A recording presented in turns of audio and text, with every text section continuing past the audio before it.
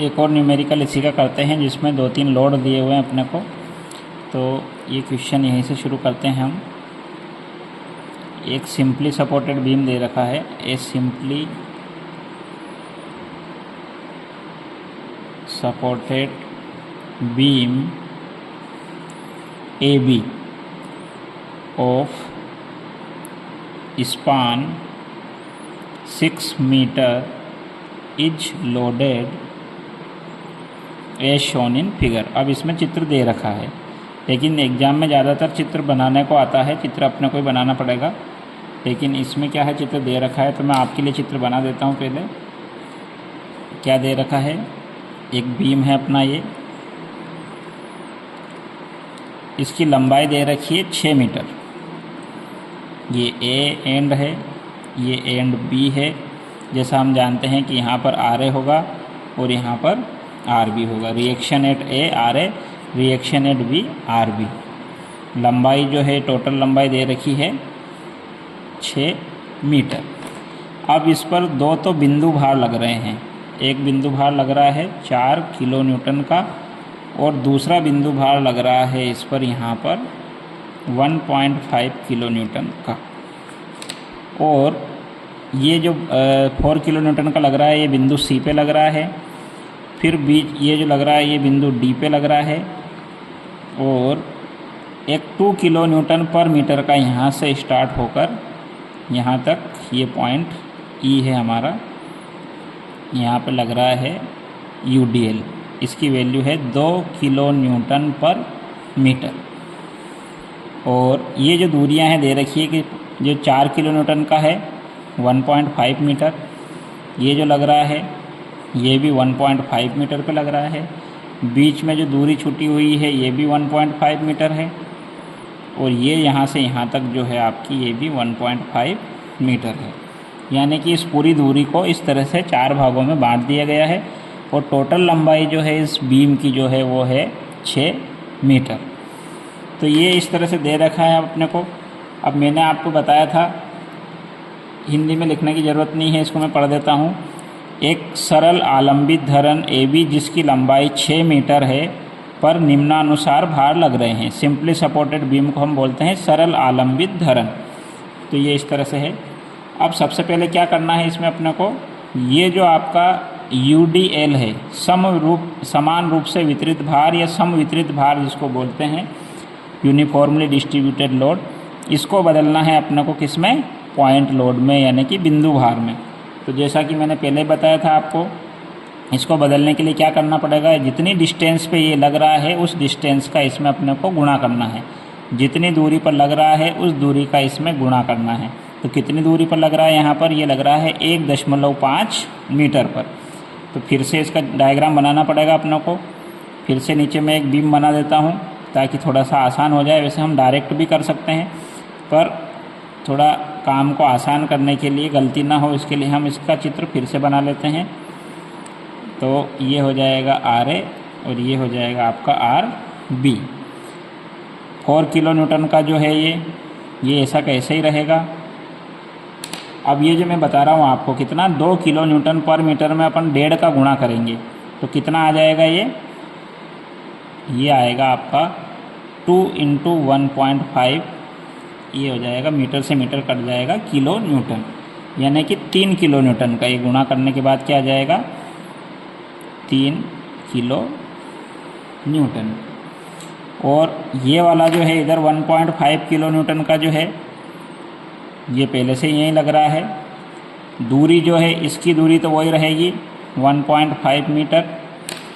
इधर ये जो दूरी है ये भी रहेगी 1.5 मीटर। और ये बिंदु सी है अपना, और ये लग रहा था आपका ई पर, तो ये ई यहाँ पर है। और ये लग रहा है आपका डी पर, तो ये डी यहाँ पर है। और ये दूरी भी है कितनी, 1.5 मीटर। अब मैंने क्या बताया था कि ये कहाँ पर लगेगा, बिंदु भार बनने के बाद ये जो दूरी है, जितनी दूरी पर ये पहले लग रहा था उसकी आधी दूरी पर, यानी कि अपने को 1.5 मीटर जो है इसका आधा करना पड़ेगा। तो ये जो है ये दूरी हो जाएगी इधर भी 0.75 और यहाँ से यहाँ तक भी हो जाएगी ये 0.75। ये इम्पोर्टेंट चीज़ है इसमें कि भाई जब भी ये UDL आए आपको इस UDL में अपने को गुणा करना है जितनी दूरी पर लग रहा हो। इससे पहले के न्यूमेरिकल में मैंने बताया था 2 मीटर की दूरी पर लग रहा था तो हमने वहाँ पर 2 का गुणा किया था।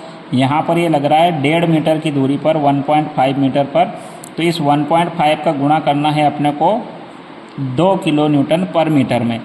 तो ये बदल जाएगा आपका 3 किलो न्यूटन के बिंदु भार में।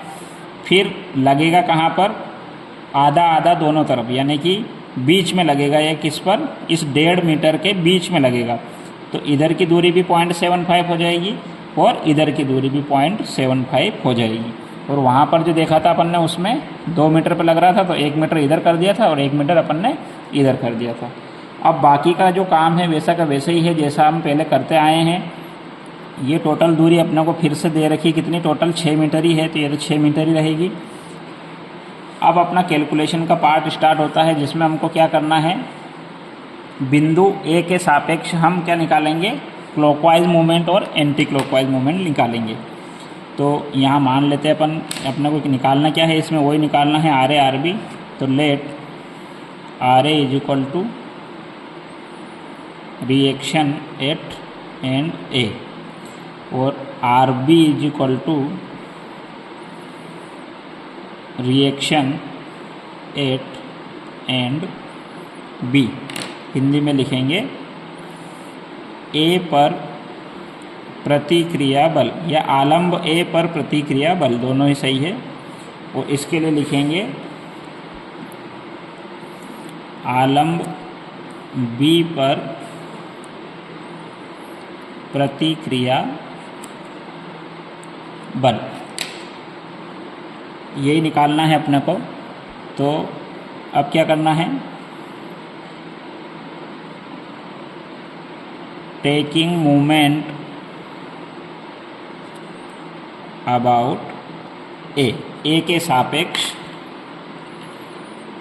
A के सापेक्ष आघूर्ण लेने पर, A के सापेक्ष आघूर्ण लेने पर। अब देखिए यहाँ पर कितने लोड हो गए, 4 किलो न्यूटन का, एक ये 3 किलो न्यूटन का और एक ये 1.5 किलो न्यूटन का। तो इस तरह से 3 लोड हो गए। अब ये तीनों A को किधर घुमाना है, तीनों की डायरेक्शन नीचे की तरफ है, यानी कि ये भी घुमाएगा ऐसे क्लॉकवाइज डायरेक्शन में, ये भी घुमाएगा दक्षिणावर्ती दिशा में और ये भी घुमाएगा दक्षिणावर्ती, यानी कि घड़ी की सुई जिधर घूमती है उसको हम क्लॉकवाइज डायरेक्शन बोलते हैं। तो ऊपर से लगने वाले ये तीनों जो है लोड या भार, ये A को दक्षिणावर्ती दिशा में घुमाएंगे क्लॉकवाइज डायरेक्शन में। और ये जो RB है इसकी डायरेक्शन ऐसे ऊपर की तरफ है, तो ये अकेला इस A को एंटी क्लॉकवाइज डायरेक्शन में घुमाएगा। तो इस तरह से अपने को क्लॉकवाइज मूवमेंट और एंटी क्लॉकवाइज मूवमेंट निकाल कर उनका सम करना है। अब यहाँ लिखेंगे सम ऑफ क्लॉकवाइज मूवमेंट अबाउट ए के सापेक्ष दक्षिणावर्ती आघूर्णों का योग बराबर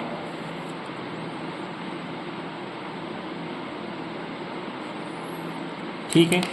क्या करेंगे फिर से देख लेते हैं। ये जो 4 किलो न्यूटन का है इसकी A से लंबवत दूरी कितनी है, 1.5 मीटर। आघूर्ण जो होता है मूवमेंट में पहले भी बता चुका हूँ, वो होता है बल गुणित लंबवत दूरी। यहाँ पर बल हो गया अपना 4 किलो न्यूटन का और इसकी A से दूरी इसलिए ले रहे हैं क्योंकि हम A के सापेक्ष आघूर्ण ले रहे हैं।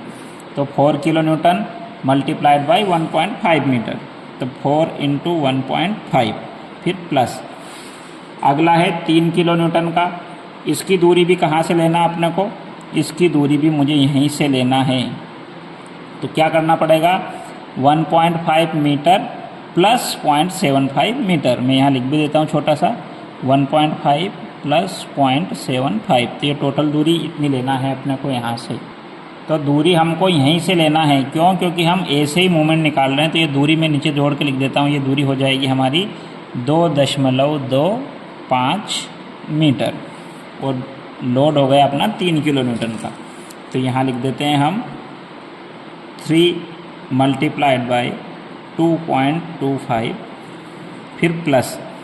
अब अगला जो है अपना कितना है 1.5 किलो न्यूटन का है और ये लग का रहा है। दूरी अपने को यहीं से लेना है।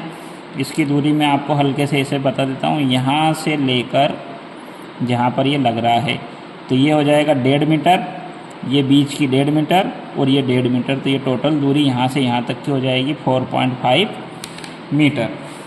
और भार जो है अपना वो कितने का है 1.5 किलो न्यूटन का और इसकी बिंदु ए से दूरी हो जाएगी 4.5 मीटर।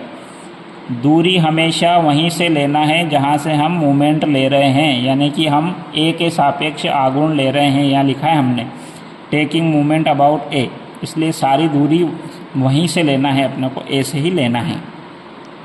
अब इन सबको हम गुणा करेंगे, जोड़ेंगे इस तरह से, तो गुणा करने के बाद ये वैल्यू आएगी आपकी 19.5 किलो न्यूटन इंटू मीटर। क्योंकि ये आघूर्ण है इसलिए इसकी यूनिट क्या हो जाएगी किलो न्यूटन इंटू मीटर। फिर क्या करना है, एंटी क्लॉकवाइज मूवमेंट निकालेंगे। तो एंटी क्लॉकवाइज मूवमेंट अबाउट ए, ए के सापेक्ष वामावर्ती आघूर्ण बराबर। अब यहाँ पर सम नहीं हो रहा है, क्यों? क्योंकि यहाँ पर ये अकेला जो आर बी है यही इसको एंटी क्लॉकवाइज डायरेक्शन में घुमा रहा है। अगर मान लीजिए यहाँ एक और रहता है ऐसे नीचे से ऊपर की तरफ एरो बना हुआ तो हम दोनों को जोड़ते, लेकिन यहाँ पे आर बी अकेला है इसलिए, और दूरी कितनी है 6 मीटर, तो ये हो जाएगा R B into 6 kilo newton into metre. अब क्या करना है, क्लॉकवाइज मूवमेंट और एंटी क्लॉकवाइज मूवमेंट को हमको बराबर करना है। तो यहाँ लिखेंगे equating clockwise movement and anti clockwise movement. दक्षिणावर्ती आघूर्ण और वामावर्ती आघूर्णों, दक्षिणावर्ती आघूर्णों और वामावर्ती आघूर्णों को बराबर करने पर, तो बराबर कर देंगे अपन आर बी इंटू 6, ये जो यहाँ लिखा था हमने आर बी इंटू 6, और ये जो सम है ये कितना है अपना 19.5, तो यहाँ लिख देंगे हम 19.5। अब इस आर बी जो 6 है ये बराबर के इधर ले जाएंगे तो यहाँ पर इसका भाग लग जाएगा, तो ये वैल्यू जो आएगी भाग देने के बाद ये आएगी आपकी 3.25 किलो न्यूटन। यही आंसर है हमारा, आर बी की वैल्यू आ गई है। फिर से हमको वही करना है, क्योंकि धरन संतुलन की अवस्था में है, संतुलन की